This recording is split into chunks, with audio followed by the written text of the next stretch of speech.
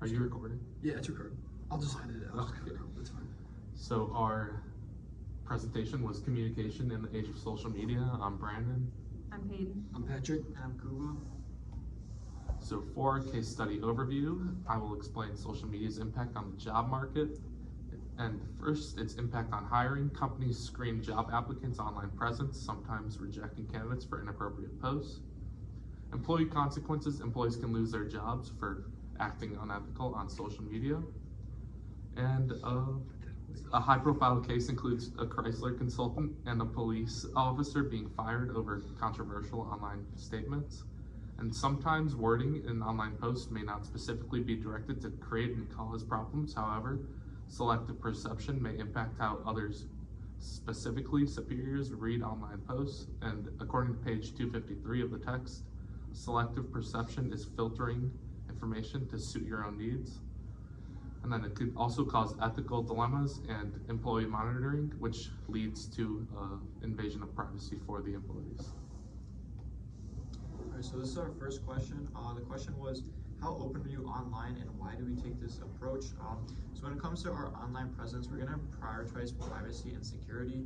We just kind of choose to keep our accounts very private so that people only that we know or trust can view our posts and personal information.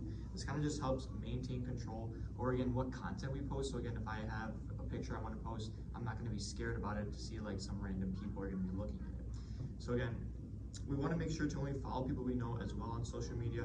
By doing this, we're going to reduce the risk of kind of interacting with fake accounts, scammers, or people with bad intentions. Social media is meant for connection, but we believe that it's important to be cautious about who we allow into like our digital space and see our posts. And then another thing we do is we don't like to recycle passwords across like different accounts. Using this like technique is going to have like different unique passwords for each platform, and it's going to help protect our accounts from any like hackers or anyone who wants to get a hold of our account. Okay, so case study question 2 is, how do you think the incident with the conference attendees could have been handled differently, and what should their respective companies have done? So the first thing that we said was direct and private communication first. Instead of immediately posting the photos and story online, the female developer could have addressed her concerns privately, either by speaking directly to the guy or reporting the incident to the conference organizers. This approach would have allowed for discussion and possible resolution without escalating the situation publicly. And then secondly, we said we could have had conference organizers as mediators.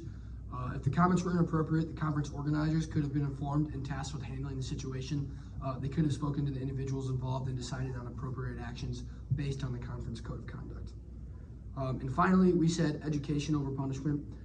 Both companies could have used this time as a learning opportunity rather than reporting to firing employees. For instance, they could have implemented sensitivity training or discussions about workplace behavior and the appropriate way to handle these such situations.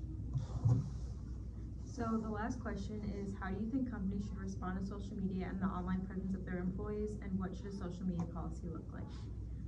So like Kuba kind of mentioned earlier, we believe in having private accounts. Like Kuba said, that safeguards all of your information from people who could potentially prey on it. But furthermore, you should not be posting anything about that company. Once again, just so that the company is not having a poor reflection on themselves because of something an employee posted. And then additionally, you should follow all social media app rules and guidelines regarding inappropriate conduct.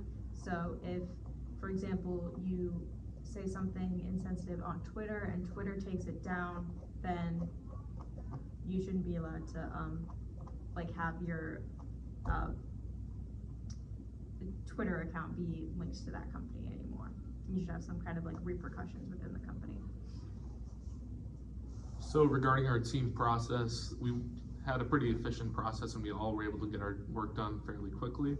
And in terms of enhancements for the next case, there isn't a next case, but if there were, more communication during the design process. Those are sources. The end. Okay, I kind of fucked it up.